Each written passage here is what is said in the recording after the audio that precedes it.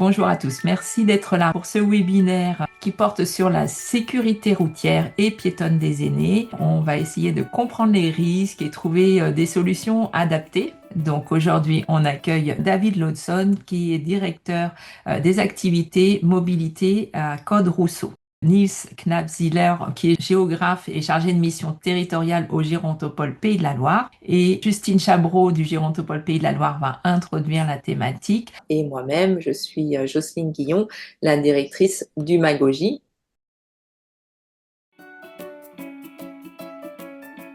Donc rapidement, les tutonomies, comme vous le savez, c'est une web-série qui est disponible sur YouTube gratuitement pour soutenir les aidants auprès d'un proche en perte d'autonomie. Et ce projet est réalisé depuis 2019 avec des experts du médico-social et c'est soutenu par Malakoff Humanis pour la partie des tutoriels. Et puis depuis 2021, on fait des webinaires mensuels pour ouvrir un espace d'échange et traiter d'autres sujets sur le bien vieillir.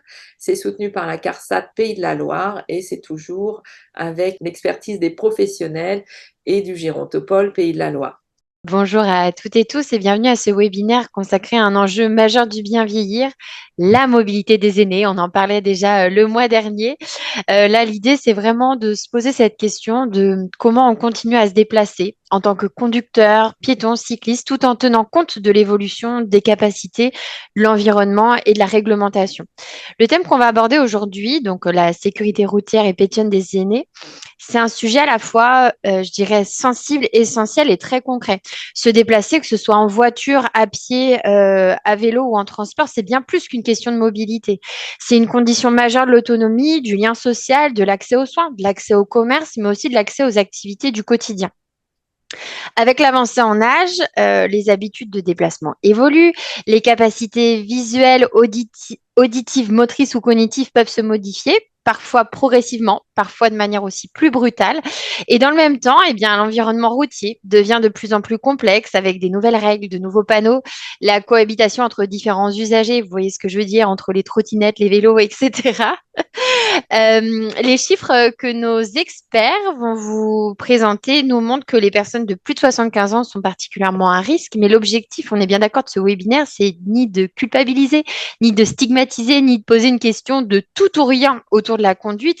Au contraire, il s'agit vraiment de mieux comprendre les risques, d'identifier les signaux d'alerte, de connaître le cadre réglementaire et surtout d'explorer des solutions concrètes, progressives et adaptées qui vont permettre de sécuriser les déplacements tout en respectant les choix et la dignité des personnes âgées. Donc en effet, comme vous le disiez Jocelyne, pour échanger autour de ce sujet, on a le plaisir d'accueillir deux intervenants aux expertises complémentaires, à la fois mon collègue Niels Knapziller, donc qui travaille pour le Gérontopole des Pays de la Loire, et David Lawson, qui est directeur des activités mobilité chez Code Rousseau. Messieurs, je vous laisse la parole et pour nos auditeurs, je vous souhaite à toutes et tous une très bonne session et on laissera ensuite place aux questions suite à cette présentation. Messieurs, c'est à vous. Merci Justine. Donc, quelques chiffres pour mieux comprendre. Je vais être le monsieur chiffre aujourd'hui et donc le monsieur pas forcément le plus drôle, mais bon, c'est pas grave, il en faut un. Premier graphique sur juste le nombre d'automobilistes conducteurs impliqués dans un accident mortel pour 100 000 habitants dans les Pays de la Loire entre 2010 et 2019 en fonction de l'âge des personnes impliquées dans ces accidents et de leur responsabilité, mais on parlera un peu plus en détail de leur responsabilité.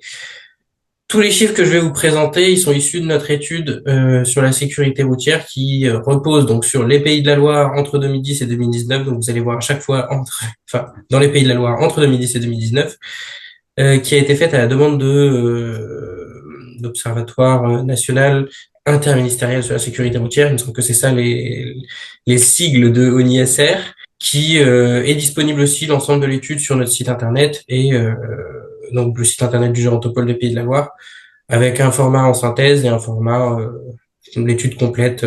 Voilà, je vous laisserai compléter parce que là je vais être très bref et très rapide sur les chiffres si vous avez besoin. Donc, pour ce qui est des automobilistes, ce qu'on constate sur ce graphique, c'est que au niveau de l'implication dans les accidents mortels, on a une surreprésentation tout d'abord des publics les plus jeunes, que ça diminue avec l'âge et que ça remonte légèrement pour des personnes les plus âgées. Ça, c'est pour l'implication dans les accidents mortels. La mortalité, les personnes âgées, on serait un petit peu plus haut sur ce graphique. Et si on prenait l'implication dans les accidents de la route globaux, sans qu'ils soient forcément mortels, là, pour le coup, il y a une sous-représentation des personnes âgées. Cette surreprésentation des automobilistes âgés impliqués dans les accidents mortels ou surtout morts sur la route, elle est due aussi à leur fragilité qui fait que pour un même choc, ils ont plus de chances de décéder que le reste de la population. Et donc cette surmortalité, forcément, c'est aussi un enjeu important à prendre en compte au niveau des automobilistes. Pour ce qui est des piétons, là l'enjeu est beaucoup plus marqué puisqu'on a à peu près la moitié des piétons âgés qui ont des piétons tués entre 2010 et 2019 dans les Pays de la Loire qui avaient plus de 65 ans. Donc un piéton sur deux tué a plus de 65 ans et 42% même plus de 75 ans. Ça veut dire qu'il y a un vrai, pour le coup, sur-risque important au niveau de la mortalité piétonne chez les personnes âgées. Et donc, pour expliquer ça et pour détailler ça un petit peu, on a essayé de relativiser au nombre de déplacements réalisés le risque, oui, de décéder sur la route en tant que piéton ou automobiliste. Déjà, première remarque, vous avez donc sur les deux colonnes les plus à droite des piétons et des automobilistes, la différence entre les hommes et les femmes, c'est quelque chose qui est très connu, qui est valable pour toutes les tranches d'âge et donc aussi pour les personnes âgées. Il y a une surmortalité, qu'elle soit piétonne ou en tant qu'automobiliste, des hommes par rapport aux femmes. C'est assez clair, mais c'est pas vraiment lié à l'âge, c'est valable à peu près pour toutes les tranches d'âge. Et pour ce qui est, si je reviens de la différence entre piéton et automobiliste en fonction de l'âge, donc moins de 75 ans et 75 ans et plus, faut savoir que nous, la commande de la délégation interministérielle à la sécurité routière, c'était vraiment les 75 ans et plus. Donc, vous allez souvent retrouver ces tranches d'âge aussi dans les chiffres que je vais vous donner. Si on regarde la première colonne piéton et automobiliste, on est donc sur les moins de 75 ans. Et donc là, on voit bien que il y a une vraie différence par rapport aux plus de 75 ans, que l'écart est plus important encore chez les piétons que chez les automobilistes par rapport au nombre de déplacements. Les deux premiers graphiques, enfin surtout le premier, c'était relativisé par rapport au nombre d'habitants, donc au nombre de personnes. Mais les personnes de 75 ans 75 ans et plus, se déplacent moins que le reste de la population. Donc quand on rapporte au nombre de déplacements, pour le coup, il y a un sur-risque de mortalité qui est assez important pour les 75 ans et plus. Et ce qui est intéressant aussi dans ce graphique, c'est de comparer le risque pour les mêmes tranches d'âge en tant qu'automobiliste ou en tant que piéton. Donc là, il faut comparer les deux premières colonnes. Donc pour les moins de 75 ans, on est à peu près à deux piétons tués tous les 100 millions de déplacements. Hein, on se rassure, c'est quand même assez large avant d'avoir le risque de potentiellement être tué. 100 millions de déplacements, c'est pas non plus quelque chose qu'on fait si facilement que ça. Et donc on a deux piétons tués pour les moins de 75 ans et quatre automobilistes toujours pour les moins de 75 ans. Ce qui veut dire que le risque est deux fois plus élevé de mourir en tant qu'automobiliste qu'en tant que piéton, ce qui est assez classique et assez connu. Par contre, quand on regarde les 75 ans et plus, on a quelque chose d'assez surprenant. C'est que pour un même nombre de déplacements, on va avoir un peu moins de 15 piétons tués et seulement, entre guillemets, un peu plus de 11 automobilistes tués. Ça veut dire que le risque de décéder en tant que piéton sur la route pour une personne de 75 ans et plus est plus élevé pour un même nombre de déplacements qu'un automobiliste. Et ça, c'est pas du tout le cas dans toutes les autres tranches d'âge. Et donc ça porte aussi à réfléchir sur la manière dont on réfléchit la prévention routière pour les plus de 75 ans, en se disant, mais en fait, le risque premier pour eux, c'est en tant que piéton. Et on entend quand même beaucoup plus de choses en général sur les personnes âgées en tant que conductrices ou en tant qu'automobilistes. Et si on regarde les cyclistes, ça va encore être les personnes âgées qui sont les plus vulnérables en termes de mortalité, mais cette fois-ci plutôt des jeunes personnes âgées entre 55 et 75 ans, où on a 41% des cyclistes tués entre 2010 et 2019 dans les Pays de la Loire, qui avaient donc entre 55 et 74 ans. Et là aussi, c'est pas forcément au niveau de la prévention routière un public qui est beaucoup exploré. On va avoir le savoir rouler à vélo ou pas mal d'actions en général à destination plutôt des jeunes et pas forcément des jeunes retraités. Même s'il existe des associations, beaucoup quand même sur la remise en selle plus que sur le code de la route auprès déjà d'utilisateurs de vélos, mais ça reste quand même un sujet un peu plus exploré pour les jeunes. Ensuite, dans notre étude, on a essayé de regarder par type de territoire, en se disant que sans doute que l'accidentalité des personnes âgées dans le rural ou dans l'urbain, c'était peut-être pas la même. Et c'est le cas, en effet. Si on regarde les automobilistes, on a une mortalité plus importante dans les territoires ruraux que dans l'urbain, par rapport toujours au nombre d'habitants. C'est valable pour les moins de 75 ans comme pour les plus de 75 ans, cette progression. Voilà, comme on l'a déjà dit, il y a une surmortalité des automobilistes de plus de 75 ans par rapport à l'ensemble de la population qui est valable, quel que soit le type de territoire, mais une mortalité qui est plus importante dans les territoires ruraux. Pour préciser les catégories, donc on va urbain dense, urbain intermédiaire. Urbain dense, ça va être les grandes villes.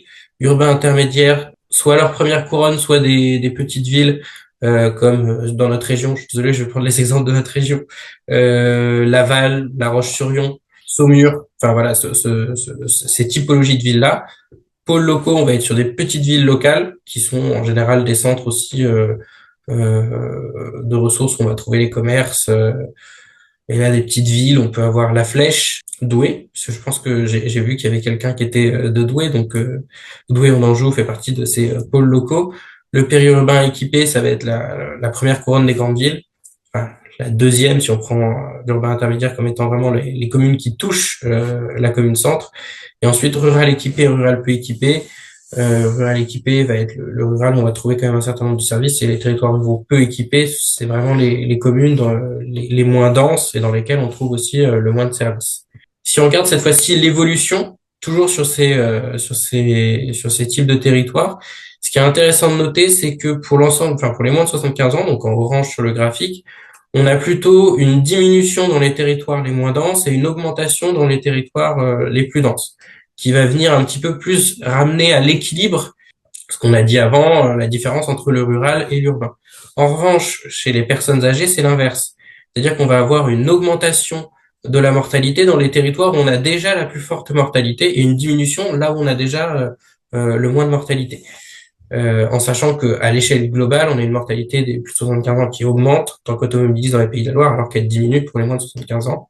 Et dans les territoires ruraux peu équipés, donc vraiment les territoires, faut prendre ces augmentations avec des pincettes parce qu'on est sur des chiffres qui sont relativement faibles. Ça mériterait une étude plus nationale pour conforter un petit peu ces premiers éléments.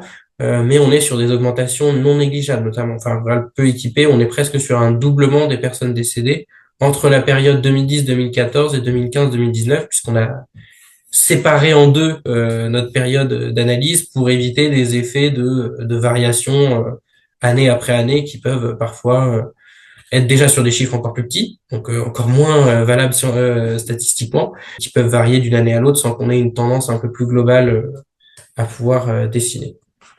Pour ce qui est des piétons, donc là on voit la surmortalité des piétons âgés, elle est très importante dans tous les types de territoires, hormis vraiment les territoires les plus ruraux où la surmortalité est un peu moins marquée. Mais sinon, on est grosso modo sur le même schéma que sur le schéma inverse, mais qui fonctionne pareil que pour les automobilistes, avec plus on est sur des territoires denses, et c'est relativement logique parce que c'est là aussi qu'il y a le plus de déplacements piétons, plus on a une accidentalité piétonne importante.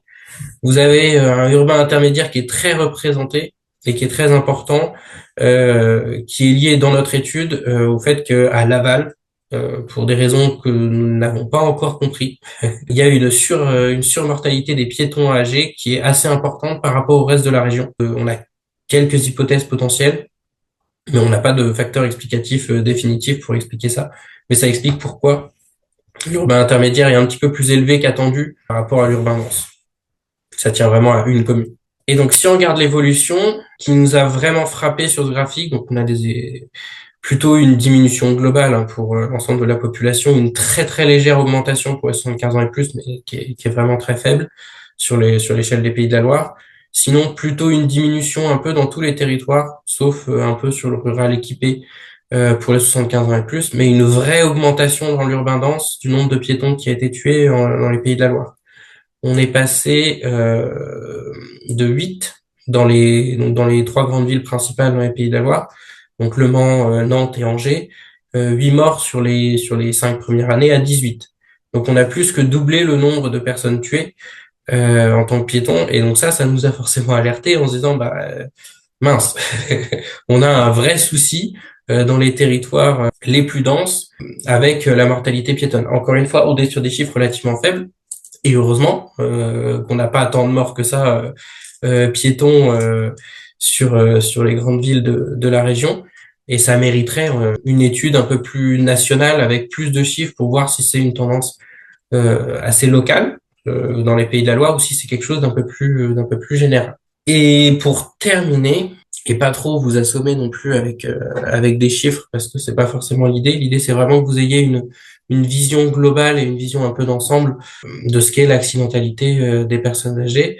C'est la question qu'on voulait aborder, c'est la question de la responsabilité, qui est une question toujours un peu difficile à aborder et parfois qui fait place à des débats qui sont pas toujours éclairés par des chiffres. Là, vous allez avoir deux graphiques qui sont tous les deux complètement valables et intéressants pour parler de responsabilité au niveau de la mortalité routière. Sur le graphique de gauche, vous avez le nombre de personnes tuées en fonction de l'âge du responsable présumé d'un accident. Quand on a un accident, les forces de l'ordre désignent un responsable présumé, disant a priori, sous réserve de jugement, cette personne est responsable de l'accident. Et donc, ce qu'on observe sur le graphique de gauche, c'est que, hormis les 0-14 ans, mais c'est assez spécifique parce que on est sur des personnes qui n'ont pas le permis et les responsables d'accidents sont en règle générale des automobilistes. C'est rarement le piéton ou le cycliste qui est responsable de l'accident. Donc les 0-14 ans, par définition, ne sont pas trop concernés. Mais il y a quand même quelques morts qui sont attribuées à des moins de 14 ans, souvent parce que le piéton ou le cycliste tué est responsable lui-même de l'accident dont il a été victime. Donc ce qu'on observe en valeur absolue, c'est une diminution progressive avec l'âge du nombre de personnes tuées en fonction du responsable, en fonction de l'âge du responsable.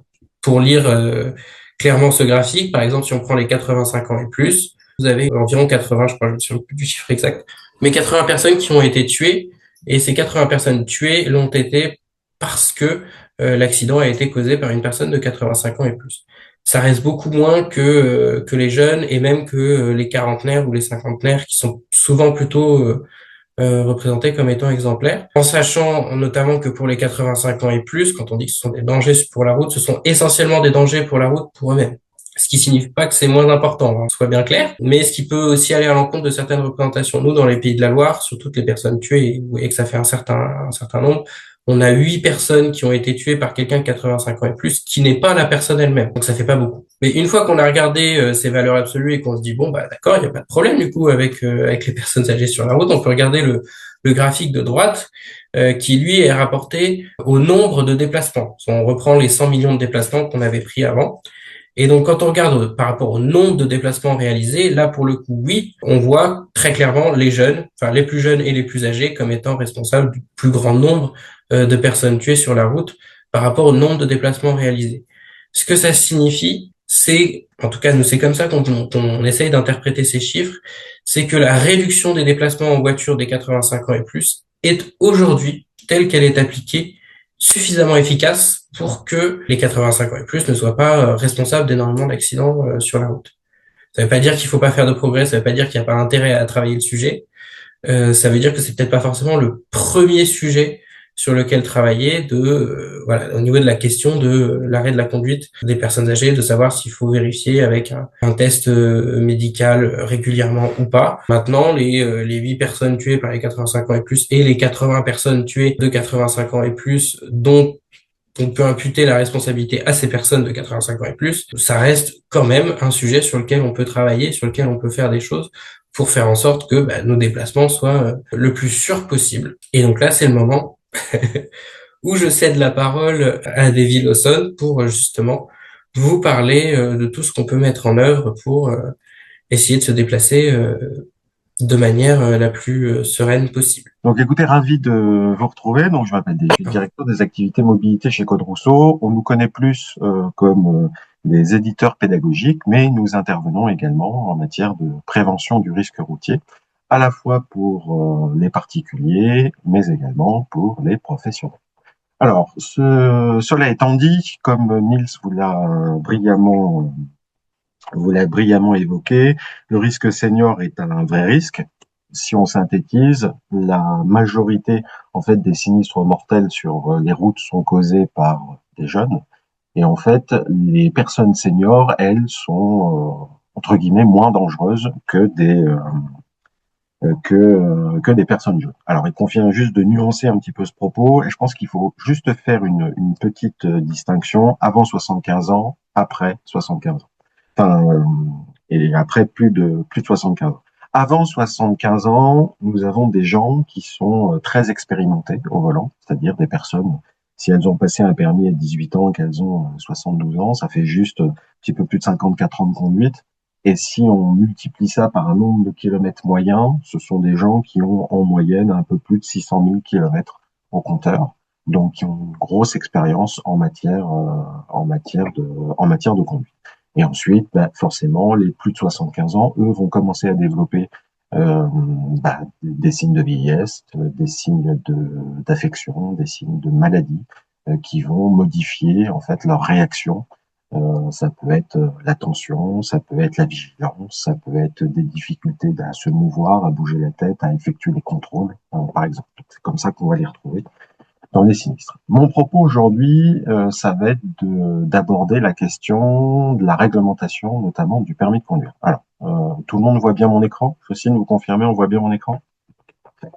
Donc, dès qu'on va commencer à parler de réglementation du permis de conduire, qu'est-ce qu'il en est en France? Eh bien, en fait, nous vivons dans un pays formidable, puisque aujourd'hui, il n'y a aucune limite d'âge pour conduire un véhicule léger. Ça, c'est le principe de base.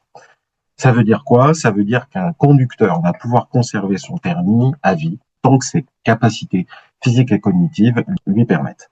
Alors, il faut juste faire un petit rappel au niveau européen. Nous sommes un des seuls pays à avoir ce principe, puisque vous avez bon nombre de pays.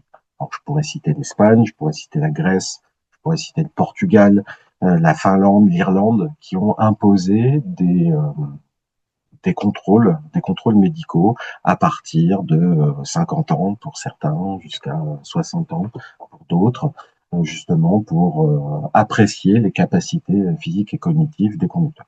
Aujourd'hui, ce n'est pas le cas en France pour le moment, donc c'est vraiment important de le signaler.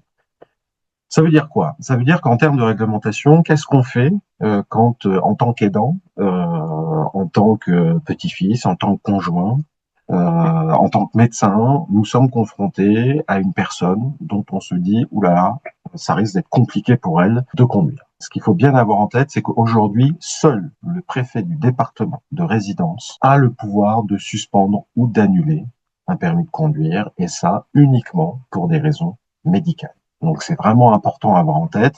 Ok, on a un permis à vie, et il est quand même suspendu à des capacités physiques et cognitives, et c'est le préfet qui, lui seul, a le pouvoir de prendre cette décision. En termes de procédure, comment ça se passe? C'est une procédure en 3 étapes. La première étape, c'est le signalement.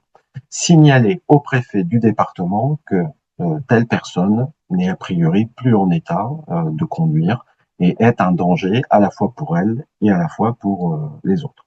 Ce signalement, il peut être fait par 3 acteurs principaux. Le premier, c'est les forces de l'ordre, suite à une infraction ou à un accident. Je vous prends l'exemple d'une personne âgée qui se fait flasher en dépassement de vitesse à plus de 40 km/h au-dessus de la limite et qui se fait arrêter par les forces de l'ordre. Les forces de l'ordre peuvent très bien transmettre ça au préfet en disant voilà, il faut pas qu'elle conduise parce que par exemple, il y a un antécédent. C'est la 2e fois qu'elle se fait attraper pour excès de vitesse, donc il faut pouvoir prendre une décision. Donc les forces de l'ordre sont en mesure d'intervenir. Ensuite, le professionnel de santé, on va dire, c'est la pierre angulaire du système, parce que le professionnel de santé a un devoir d'information. Alors, ce devoir d'information, il est bien spécifié notamment par des arrêts de la Cour de cassation. Il y a une obligation d'information des patients en disant attention, là, vous ne pouvez plus conduire au vu des pathologies que vous avez ou au vu du traitement que vous avez.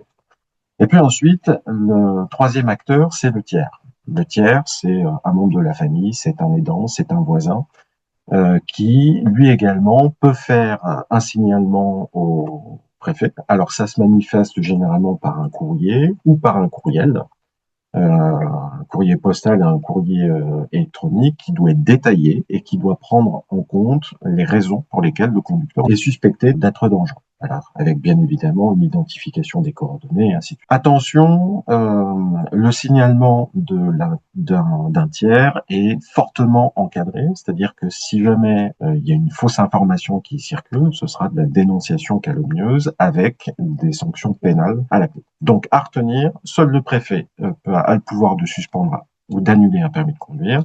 Et ensuite, le signalement, il peut être fait soit par des forces de l'ordre, soit par des professionnels de santé, par un professionnel de santé, soit par un tiers. Alors, vous n'êtes pas sans savoir non plus qu'il y a un certain nombre de pathologies qui aujourd'hui ne sont plus compatibles avec la conduite. On peut parler d'affection visuelle, par exemple. Si vous avez moins de 5 dixièmes, eh ben, vous êtes pas apte à conduire. Si vous êtes diabétique de niveau 3, vous pouvez avoir enfin, vous rentrez dans le cadre, justement, d'une suspension, d'une annulation de permis. Pareil, si vous avez des problèmes cardiovasculaires, que vous avez fait un AVC sévère, tout ça, ça fait partie des affections qui sont considérées comme incompatibles avec la conduite. Donc, je vous ai parlé du signalement. Ensuite, la deuxième partie de la procédure, c'est le contrôle médical. Alors, le contrôle médical, c'est une visite qui est réalisée par un médecin agréé. Donc là, c'est la préfecture du lieu de département qui sera à même de vous fournir une liste de médecins agréés. Et en fait, ce médecin va évaluer l'aptitude à la conduite, donc avec des examens physiques, cognitifs, sensoriels, avec un questionnaire à la clé. Et en fait, ce médecin va lui donner un avis technique. Oui, vous pouvez conduire. Non, vous pouvez pas conduire. L'avis médical motivé. Donc cet avis médical est remis au senior et transmis en préfecture. C'est une validité de 2 ans. Et ensuite, c'est le préfet qui prendra la décision de faire, enfin la décision concernant le permis de conduire. Donc on est vraiment sur un avis technique. Alors la décision, c'est la troisième phase de la procédure, c'est la décision. Une fois que le préfet a reçu l'ensemble des éléments, il va pouvoir prendre sa décision finale. Cette décision finale, elle est simple, ça peut être une suspension du permis de conduire pour une durée déterminée. Si par exemple vous prenez un traitement avec des médicaments de niveau 3 qui sont incompatibles avec la conduite, donc on parle d'une suspension de permis de conduire, ça peut être une autorisation temporaire de conduite, par exemple ne pas prendre l'autoroute, circuler plus en ville, ne pas circuler de nuit. Donc en fait, il va y avoir une restriction de la conduite, mais ça permet de conserver quand même sa mobilité. Donc l'autorisation temporaire, l'autorisation de conduite avec restriction, le maintien du droit à conduire, où le préfet peut très bien dire non, cette personne est totalement à même de conduire. Voilà ce qu'il faut retenir aujourd'hui sur l'état de la réglementation en France.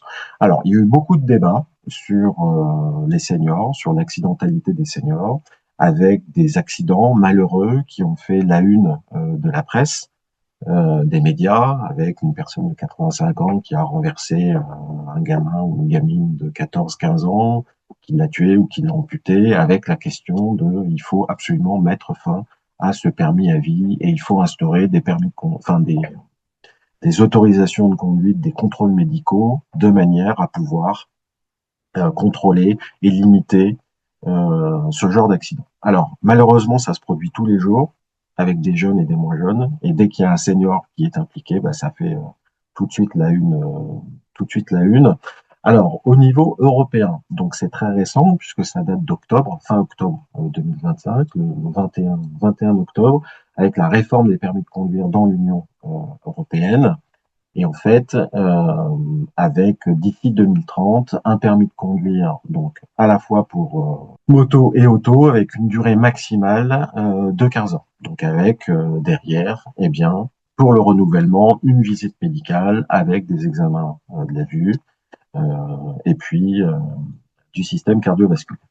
Alors, va se poser tout un tas de problèmes, puisqu'en fait, en France, le nouveau permis de conduire, tel que vous le voyez en bas, sert également de pièce d'identité.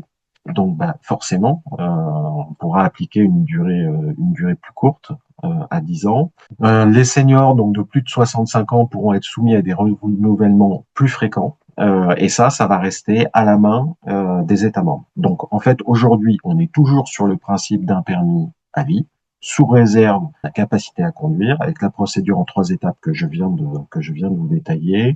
Et d'ici 2030, donc d'ici 5 ans, eh bien, la France devra transposer cette directive européenne pour la transformer.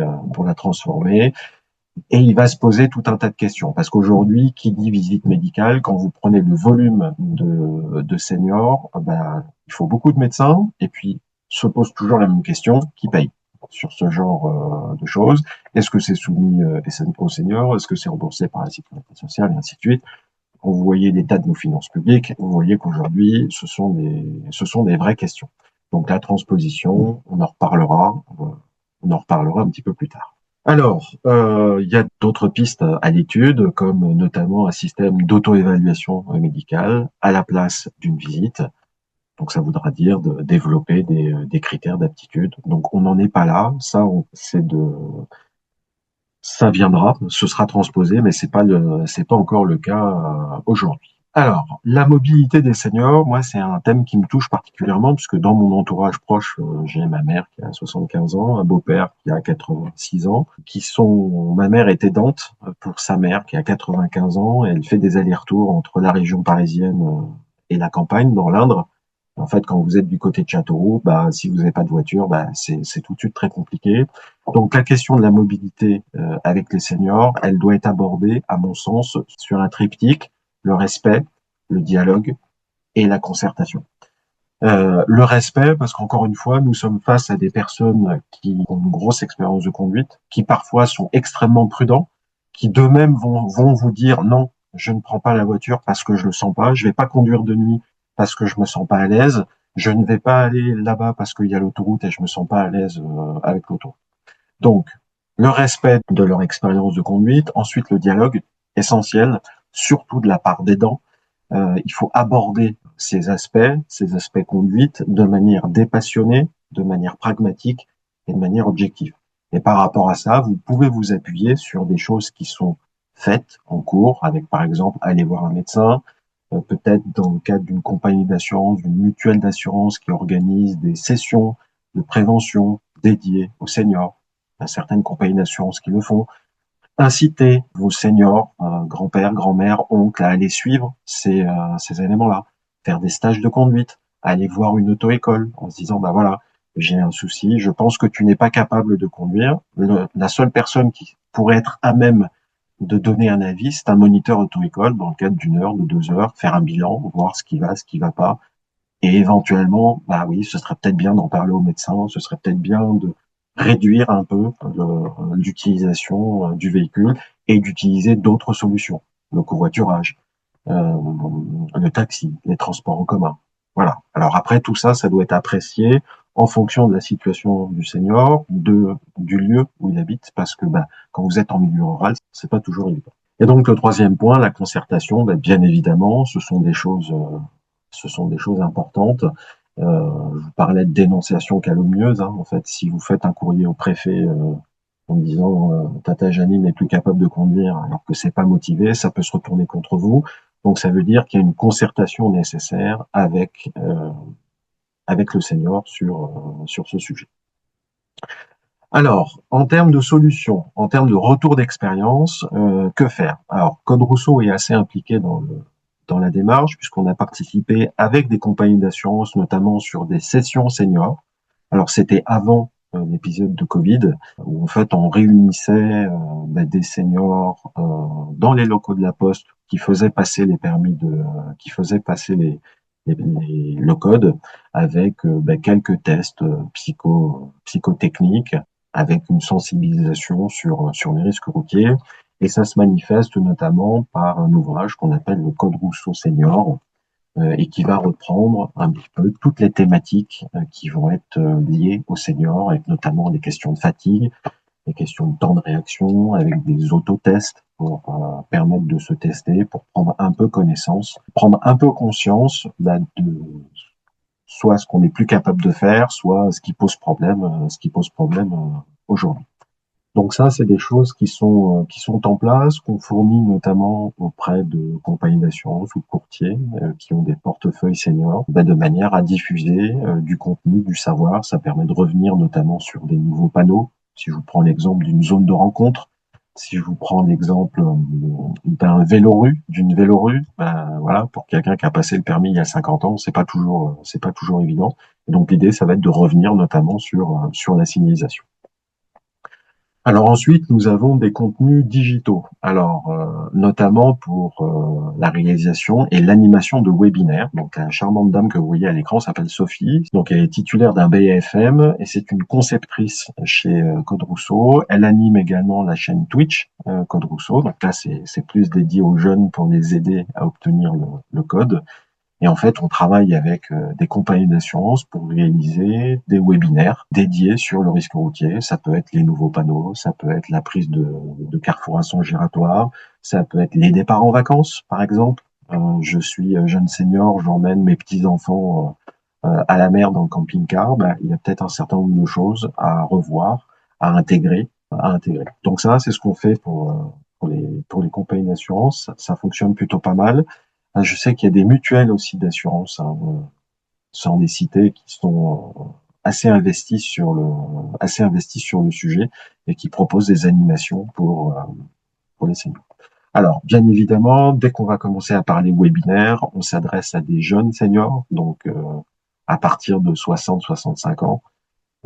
Mais après, ça veut rien dire, hein. Vous avez des seniors de 85 ans qui sont très à l'aise encore avec un ordinateur et avec un chat pour pouvoir poser des questions. Alors ensuite, toujours dans les contenus digitaux, nous avons réalisé des modules seniors, donc sous forme d'e-learning. Donc c'est des tests qui durent à peu près 20 minutes et qui peuvent être mis en œuvre par exemple des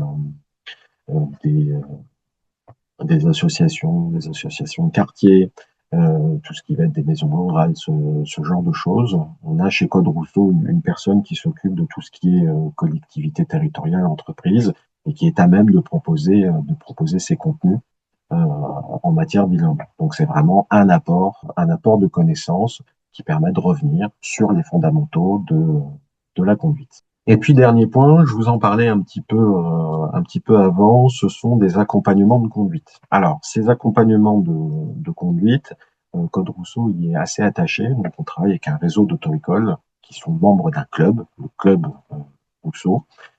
Et en fait, l'idée c'est de proposer un accompagnement sur mesure aux seniors. Un accompagnement sur mesure, ça veut dire quoi? Ça veut dire que il y a un échange entre le formateur auto-école et le senior. Quelles sont vos craintes? Quelles sont vos difficultés? Sur quoi vous aimeriez travailler? A priori, quelles sont vos lacunes? On peut faire un petit peu de salle sur, par exemple, les panneaux, et puis un petit peu de pratique également. Alors, on a eu récemment une personne âgée qui avait énormément de mal à se garer. Faire un créneau, c'était très très compliqué pour elle, et il a fallu lui redonner les clés pour réaliser son créneau. Alors, elle avait des difficultés notamment pour tourner la tête, donc elle pouvait pas se retourner complètement dans son siège pour prendre des repères au niveau d'un rétroviseur et contrôler quand même contrôler sa manœuvre. Donc ça, ce sont les genres de choses qui sont réalisables et qui donnent toujours de bons retours, puisque le moniteur de conduite, il est parfaitement objectif. Et en fait, c'est des choses qui peuvent même être intégrées dans le changement de véhicule. Je vous prends l'exemple d'une personne âgée qui a conduit un véhicule diesel, boîte manuelle. Ça fait 20 ans qu'elle a son véhicule. Elle arrive en bout de souffle, est un peu gros. Faut changer de véhicule, prendre un véhicule hybride, parce que il y a plus que ça quasiment en boîte automatique. Et en se disant oui, mais la conduite va pas forcément être la même. Et là, l'auto-école est un vrai tremplin pour se remettre en confiance et pour avoir l'avis d'un professionnel sur le sujet. Voilà ce que je voulais vous dire sur cette thématique. Donc, quelle que soit en fait votre position, que vous soyez aidant, que vous soyez membre de la famille, voilà, beaucoup de respect vis-à-vis de nos aînés, qui parfois ont pas mal de choses à nous apprendre en matière de conduite, parce qu'ils ont une expérience quand même assez solide, Et j'aurais tendance à vous dire, il faut les prendre avec humilité, avec sympathie, avec bienveillance, notamment sur cette question de mobilité. Parce qu'encore une fois, quand une personne habite à la campagne, que vous avez un bus qui passe toutes les heures, se servir de sa voiture, c'est être en vie, c'est être capable d'aller voir ses amis, c'est être capable d'aller faire ses courses, c'est être capable de dépanner son voisin et ainsi de suite. Donc attention sur toutes ces questions de mobilité. Appuyez-vous au maximum sur des professionnels, sur tout le tissu associatif et local, en passant par la compagnie d'assurance, par l'auto-école et par le médecin. Voilà. J'en ai terminé. Merci de votre attention. Un grand merci à tous les deux pour ces propos. Pour le coup, c'était très clair. Donc, merci. Merci pour ces présentations qui sont très intéressantes et qui permettent de voir comment aborder la thématique auprès de son proche.